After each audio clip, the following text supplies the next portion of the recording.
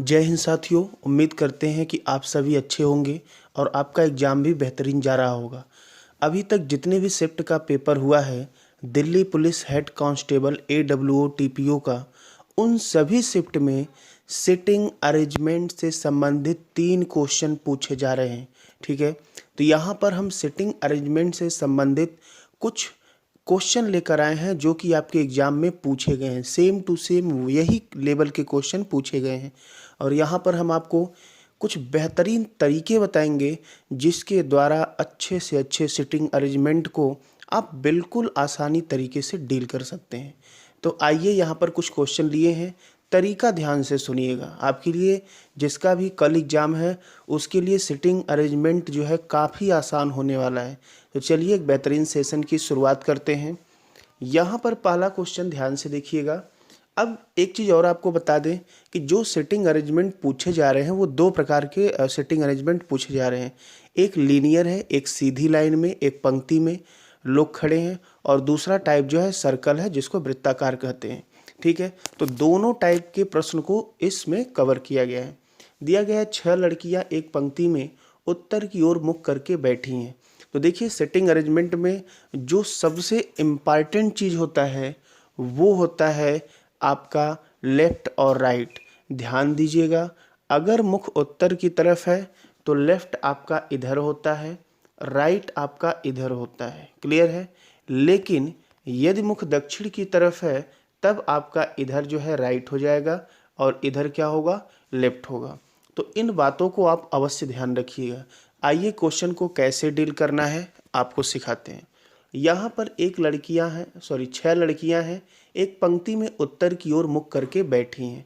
तो उत्तर की ओर मुख की हैं तो इधर आपका लेफ्ट होगा और इधर क्या होगा, राइट होगा। दिया गया है नविका सीमा के ठीक बाईं ओर है जिसका पड़ोसी सबनाम है। ध्यान से सुनिएगा। अब यहाँ पर कई बार तो ABCD दिया जाता है लेकिन यहाँ पर तो नाम दिया गया है। तो क्या हम एग्जाम में पूरे पूरे नाम को लिखें? नहीं, आप थोड़े से स्मार्ट बनिए, स्मार्ट तरीकों का प्रयोग करिए। आप पूरा नाम लिखेंगे, आप खुद सोचिएगा। सोचिए, जो पेपर का लेवल होता है इसमें 90 मिनट का टाइम है। बहुत सारे बच्चों को टाइम कम पड़ जाता है, तो टाइम बचाना कैसे है ये भी हमको सीखना है।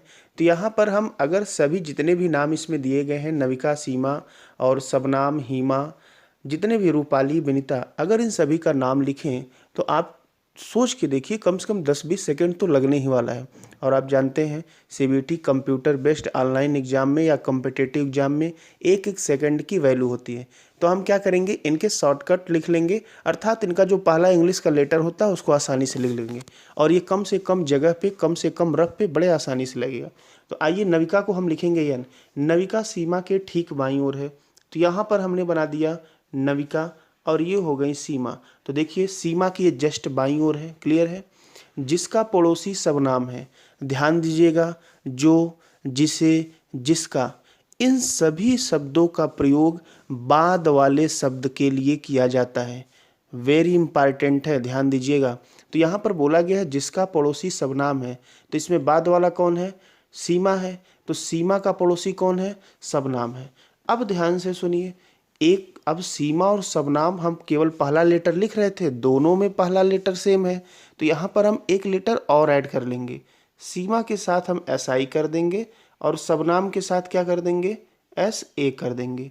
तो सीमा जो है क्या हो गया, सबनाम की पड़ोसी है। ठीक है, अब आप देखिए पड़ोसी लेफ्ट में हो नहीं सकते हैं क्योंकि नविका ऑलरेडी है। क्लियर है? आगे बढ़ते हैं। हीमा पंक्ति के एक छोर पर बैठी है लेकिन सबनाम नहीं। अब यहाँ पर सबनाम जो है ये छोर पर नहीं है, अर्थात इसके बाद एक और कोई आएगा ही आएगा, और बोला गया हीमा पंक्ति के एक छोर पर है।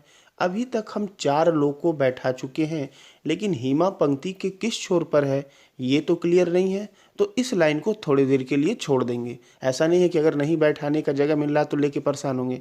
आगे देखिए, दिया है रूपाली विनीता और नविका के बीच में है। अब ये नविका दिया गया है, रूपाली जो है बीच में है, तो यहाँ रूपाली लिखेंगे और V से विनीता लिख देंगे। तो रूपाली यहाँ पर नविका और विनीता के क्या हो गई, बीच में हो गई। अब देखते हैं कुल कितने लोग बैठ चुके हैं।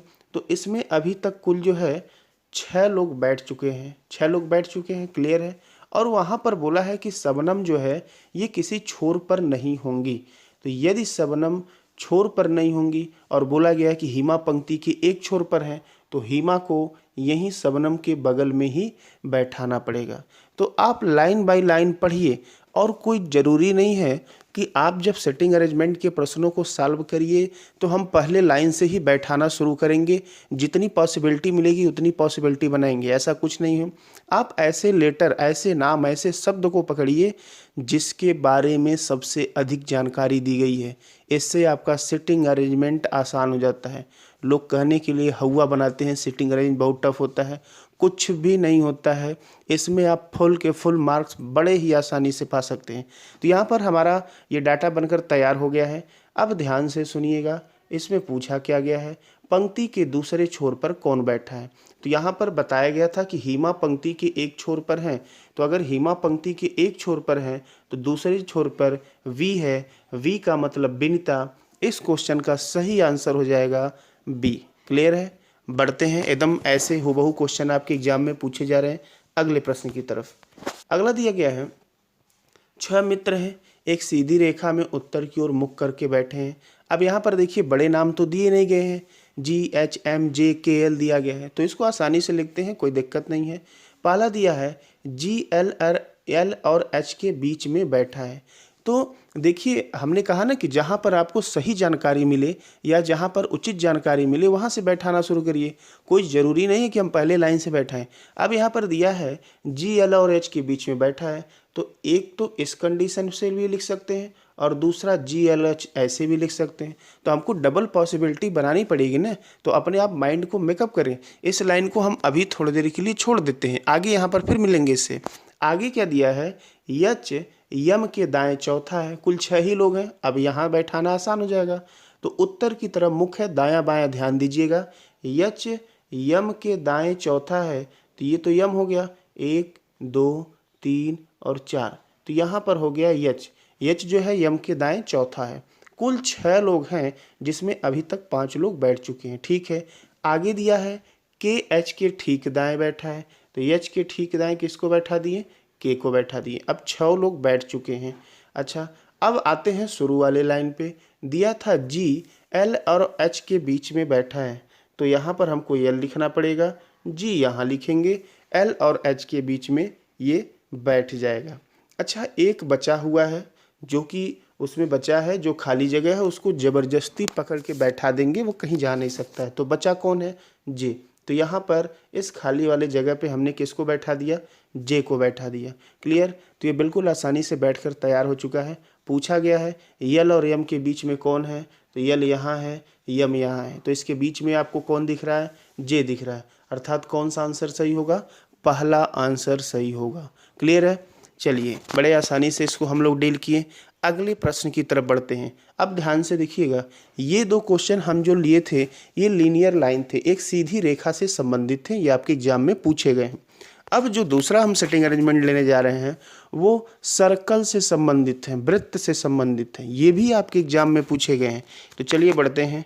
यहाँ पर दिया गया है 8 विद्यार्थी ABCDEFG और H एक वृत्ताकार मेज के चारों ओर एक दूसरे से समान दूरी पर बैठे हैं। यदि बी उत्तर पूर्व दिशा में बैठा है तो एच किस दिशा में बैठा है। ध्यान से सुनिएगा, ये बहुत ही इम्पॉर्टेंट क्वेश्चन है। ठीक है, कुछ नए पैटर्न का क्वेश्चन है, तो आइए बात करते हैं, लेकिन है काफ़ी आसान। तो देखिए यहाँ पर आपको दिया गया है मेज की चारों तरफ वृत्ताकार मेज के बैठे हैं, यहाँ आपको बैठाना नहीं है। ध्यान से सुनिएगा, 8 लोग दिए हैं, तो कभी भी आप वृत्ताकार सर्कल वाला अगर सिटिंग अरेंजमेंट सॉल्व करते हैं तो कभी भी आप वृत्त ना बनाएं। हमेशा हम आपको सबसे उचित, सबसे आसान, सबसे बेहतर तरीका बता रहे हैं। हमेशा क्या करिए, 8 लोग हैं, एक लाइन सीधा खींचिए, एक लाइन ऐसे खींचिए, यहाँ हो गया, यहाँ हो गया। अब 8 बिंदु हमको मिल चुका है बैठाने के लिए। इससे क्या होता है, यदि किसी के कोई विपरीत बैठाने के लिए बोलेगा तो आपको बिल्कुल आसानी होगा, लेकिन यदि आप सर्कल बना लेंगे तो फिर आप उसी में उलझ के रह जाएंगे, समझ नहीं पाएंगे कि किसका निशाना किधर करें। तो आइए इस क्वेश्चन को लगाते हैं। अब यहाँ पर देखिए, सबसे पहले हम दिशा लिख लेते हैं, कौन कौन सी दिशा होती है। सबको मालूम है, ये वाली दिशा नॉर्थ होती है, नीचे वाली साउथ होती है, ये वाली ईस्ट होती है, ये वाली वेस्ट होती है, और ये जो बीच में है ये नॉर्थ ईस्ट हो जाएगा, ये नॉर्थ वेस्ट हो जाएगा, ये साउथ वेस्ट हो जाएगा और ये साउथ ईस्ट हो जाएगा। अब यहाँ पर ABCDH एक चारों तरफ बैठे हुए हैं, एक इनको क्रम से बैठाना है, इसमें कुछ करना नहीं है। फिर बोला है B उत्तर पूर्व दिशा, तो उत्तर पूर्व दिशा कौन सी होगी, यही आपकी दिशा होगी। अगर यहाँ पर B बैठा है तो हमको एक सीक्वेंस से बनाना है, तो एक सीक्वेंस से हम कैसे बनाएंगे, तो देखिए A यहाँ पर बैठ जाएगा नॉर्थ की तरफ, B के बाद C यहाँ बैठेगा, D यहाँ बैठेगा, E यहाँ बैठेगा, F यहाँ बैठ जाएगा, G यहाँ बैठेगा और H इस प्रकार से बैठ जाएगा। तो बोला है H किस दिशा में बैठा है, तो यहाँ पर H की जो दिशा हो जाएगी ये कौन सी दिशा हो गई भाई, ये है उत्तर और ये है पश्चिम, अर्थात H जो है उत्तर पश्चिम दिशा में बैठेगा। इसका सही आंसर हो जाएगा C। क्लियर है। तो ये क्वेश्चन थोड़ा सा आपको नया पैटर्न का है, लेकिन ये बड़ा बढ़िया क्वेश्चन है, आपके एग्जाम में सीधे पूछा जा सकता है। चलिए आगे बढ़ते हैं। अगला यहाँ पर दिया गया है 7 लड़कियाँ हैं, फिर से वृत्त की बात हो गई है। ABCDEFG और G तक दिया गया है। एक वृत्ताकार मेज के चारों ओर मेज के केंद्र की ओर मुख करके, ध्यान दीजिएगा, फिर से हमने आपको बताया यदि आप सिटिंग अरेंजमेंट में बायां और दायां का मैटर समझ गए तो आप मान के चलिए 80% सिटिंग अरेंजमेंट आपको आ गया। मैक्सिमम बच्चे इसी में गलतियां करते हैं, दाएं और बाएं में उलझ जाते हैं। कई सारे बच्चे तो इस प्रकार से भी होते हैं कि जब घर बैठ के वो सॉल्व करते हैं सिटिंग अरेंजमेंट, तो दायां बाएं के लिए अपनी कॉपी को जो है गोल गोल घुमाते हैं कि चलो तुम इधर दाएं हो जाओ, हम बाएं जाते हैं। ऐसे नहीं लगता है, अगर घुमाना है तो कॉपी नहीं, अपने दिमाग को घुमाइए। ठीक है, चलिए आते हैं यहाँ पर प्रश्नों को सॉल्व करेंगे। एक बात ध्यान दीजिएगा, अगर वृत्ताकार मेज की बात होगी, केंद्र की तरफ मुख करके बैठे रहेंगे, तो उस कंडीशन में इधर से इधर बैठेंगे तो ये दायां होता है और इधर से इधर घूमेंगे तो बायां होता है। क्लियर है। सेम यही कंडीशन उल्टा हो जाएगा, यदि उनका मुख वृत्त से बाहर अर्थात केंद्र से बाहर की तरफ है तो उस कंडीशन में क्या होगा, इधर से इधर आपका दायां होगा और इधर से इधर क्या होगा, बायां होगा। कोई भी चीज़ें यदि आपको ना समझ में आए तो आप खुद अपने आप को वहाँ पर रख के देख सकते हैं। आइए इस प्रश्न को लगाते हैं आसान तरीके से। अब यहाँ पर 7 लोग हैं, फिर से हमने वही कंडीशन बताया कि आप लाइन खींचिए। तो लाइन कैसे खींचेंगे, ध्यान से देखिए। एक लाइन हो गई है, 2 लाइन हो गई, 4 लोग बैठ चुके हैं। अब यहाँ एक और कर देंगे, 6 हो गया, एक और यहाँ से निकाल दिए, कुल 7 लोग यहाँ पर आ चुके हैं। आइए पढ़ते हैं क्या दिया गया है। दिया गया है सबसे पहले ED और C के बीच में बैठा है। आप खुद सोचिए, अगर पहले वाले को हम बैठाने की कोशिश करें तो जो E है D और C के बीच में बैठा है, D इधर भी हो सकता है उधर भी हो सकता है, तो इसको भी छोड़ देंगे। सबसे अधिक जानकारी हमको जहाँ मिलेगी वहीं से हम बैठाना शुरू करेंगे। ठीक है। दूसरा दिया है GE के दाएं से दूसरे स्थान पर बैठा है, तो इसको तो बिल्कुल आसानी से बैठा सकते हैं। GE के दाएं से दूसरे स्थान पर बैठा है। अच्छा, आगे और बात करें तो E के बारे में तो 2 जानकारी हो गई, ठीक है, लेकिन E के बारे में अभी आगे जानकारी नहीं है, तो हम A को यहाँ कवर करते हैं। AC के दाएं तीसरे स्थान पर है। ठीक है, तो हम पहले वाले अगर हम पहले स्टेटमेंट से बैठाते हैं तो हम कहीं भी बैठा सकते हैं। तो AC के, सपोज दैट हमने C को यहाँ बैठा दिया, तो C के दाएं तीसरे स्थान पर A है, A यहाँ पर हो जाएगा। क्लियर है। थोड़ा सा आप ध्यान देंगे, यहाँ पर स्पेस की कमी है, अभी लिखने की भी थोड़ी समस्या है। AC के दाएं तीसरे स्थान पर है। B A और D के बीच में है। अब B जो है यहाँ पर A और D के बीच में है, अभी तो कहीं हो सकता है, कोई बात नहीं, आगे बढ़ लेते हैं। आगे दिया है A D के बाएं दूसरे स्थान पर है। A यहाँ पर है, D के बाएं ये दूसरे स्थान पर है, तो D को कहाँ रखेंगे, केंद्र की तरफ मुख है तो D को यहाँ रखेंगे। तो D के बाएं देखिए दूसरे स्थान पर A हो गया। अब थोड़ा पिछले वाले सेंटेंस में चलते हैं। दिया है B A और D के बीच में है, तो फिर B को हम कहाँ बैठाएंगे, यहाँ पर बैठा देंगे। B A और D के बीच में हो गया है। ठीक है, अब ऊपर चलते हैं। दिया है E D और C के बीच में बैठा है, तो D और C के बीच में देखिए यहाँ जगह खाली है, हम E को बैठा देंगे। G E के दाएं दूसरे स्थान पर है, तो E के दाएं दूसरे स्थान पर हम किसको बैठा देंगे, G को बैठा देंगे। बचा एक कौन है, जो बचा होगा खाली जगह पर उसको ज़बरदस्ती बैठाएंगे। यहाँ पर बचा है F को हमने यहाँ पर बैठा दिया। क्लियर है। तो बड़े आसानी से इसको सॉल्व कर सकते हैं, कुछ भी इसमें बड़ी बात नहीं है। अगला दिया गया है तीसरे स्थान पर कौन है, तो देखिए यहाँ पर क्वेश्चन सही नहीं पूछा गया। अच्छा, आगे F भी लिखा गया है, उसको ये पूछना चाहिए था कि यफ के बाएं तीसरे स्थान पर कौन है। तो अगर आप बैठा लिए हैं तो कुछ भी क्वेश्चन पूछे, उसमें कोई दिक्कत नहीं है। यफ के बाएं, यहाँ पर यफ है, इसके बाएं तीसरे स्थान पर 1 2 3 कौन बैठा है भाई, ई बैठा है। तो यहाँ पर क्वेश्चन जो पूछा गया उसको सही कर लीजिएगा कि यफ के बाएं तीसरे स्थान पर कौन है।